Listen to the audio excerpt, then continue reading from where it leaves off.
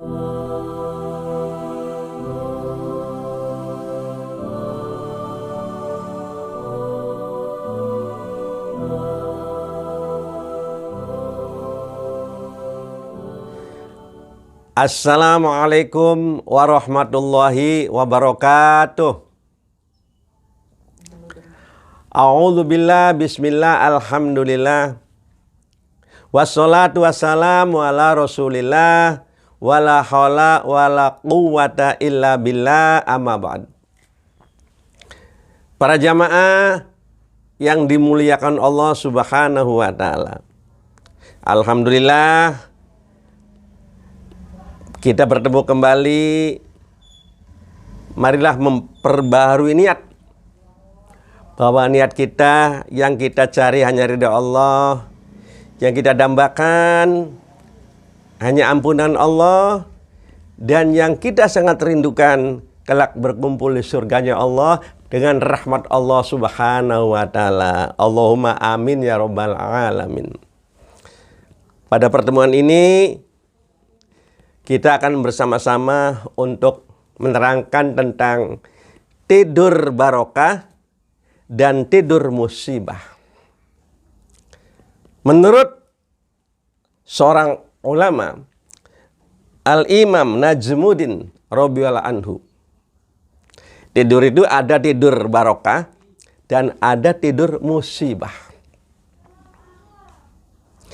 Tidur musibah adalah dengan istilah ailulah, yaitu tidur yang membuat rezekinya tidak barokah.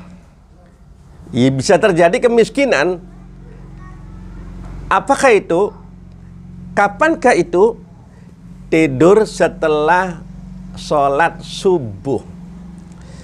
Maka dari itu usahakan, karena setelah sholat subuh itu adalah rezeki kita semua untuk beraktivitas para jamaah.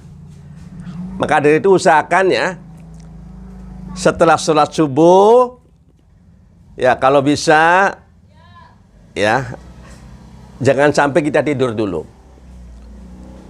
Suatu ketika ada security yang datang. Assalamualaikum Pak Kiai. Waalaikumsalam. Saya sholat subuhnya sering kesiangan karena malamnya begadang. Bagaimana Pak Kiai hukumnya? Saya tanya, sekarang begini saja. Bagaimana baru tidur beberapa menit, tiba-tiba dia bangunin, dikasih uang 2 juta. Coba, merem tamalek, bangun tak tidur. Dia tertawa. Pak Kiai bisa aja. Bukan begitu saya bilang. Ya, kalau kita qobliyah subuh saja, orang yang sholat qobliyah subuh itu pahalanya khairum minad dunya wa ma fiha, lebih baik daripada dunia seisinya. Itu baru qobliyah subuh. Apalagi sholat subuhnya berjamaah fi dhimmatillah, dalam tanggungan Allah rezekinya. Dan kalau wafat, insya Allah wafatnya husnul khatimah. Nah ini ya, jadi kalau nggak pengen rezeki nggak barokah, kemiskinan, jangan tidur setelah sholat subuh, kecuali sakit. Ya, bagaimana rezeki yang barokah itu? Sedikit jadi cukupnya, jauh dari dekatnya, sulit jadi mudahnya, dan banyak jadi syukurnya. Itu barokah. Biar hidupnya pas-pasan, insya Allah pas butuh ada. Pengen beli kendaraan, bisa. Pengen beli rumah, bisa. Pengen ziaratul haramain, bisa. Ya, itu orang yang ahli sholat subuh, tidak tidur setelah sholat subuh. Maka ayo, ya, kalau bisa ini, setelah sholat subuh di masjid jangan pulang dulu. Ya, kita nunggu terbit matahari di masjid, dzikir, baca Al-Quran, asal jangan ngobrol ya. Kita lakukan sholat isyraq 2 rakaat. Ya, kalau bisa ya suratnya pertama Al-Fatihah dengan ayat kursi. Yang kedua, rakaat kedua Al-Fatihah dengan akhir surat Al-Baqarah, yaitu ayat 285 sampai 286.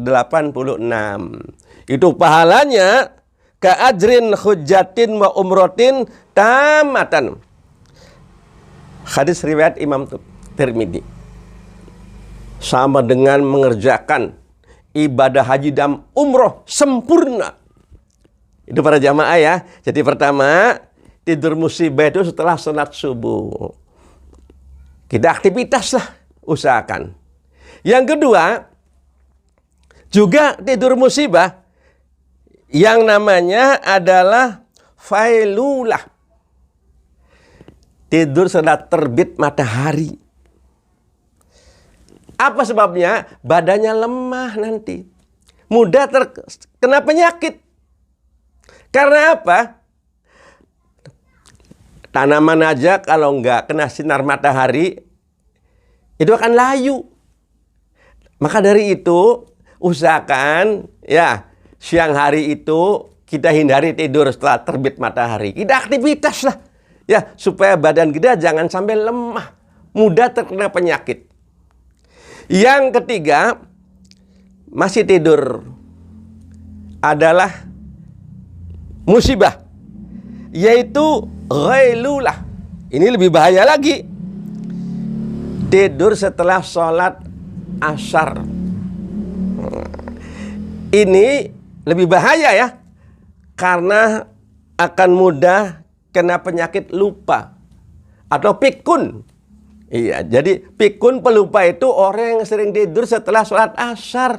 Kecuali sakit. Kalau sakit gak ada masalah. Kalau orang sehat janganlah. Aktivitas lagi. Ya, para jamaah yang dimuliakan Allah Subhanahu wa taala. Dan tidur yang baik itu adalah setelah sholat duhur. Yaitu waktu qailulah namanya itu. Atau sebelum sholat duhur jam 11 sampai duhur. Ya, sholat duhur sampai asar. Itu boleh ya tidur kesehatan. Itu kalau bisa ya. Dan juga tidur setelah sholat isya itu. Ya, itu setelah sholat isya kita tidur. Itu tidur sehat lagi. Jadi kalau nggak ada kepentingan, jangan usah begadang lah. Ya, para jamaah yang dimuliakan Allah Subhanahu wa taala. Ya, marilah kita bersama-sama ya untuk bisa mengamalkan ya.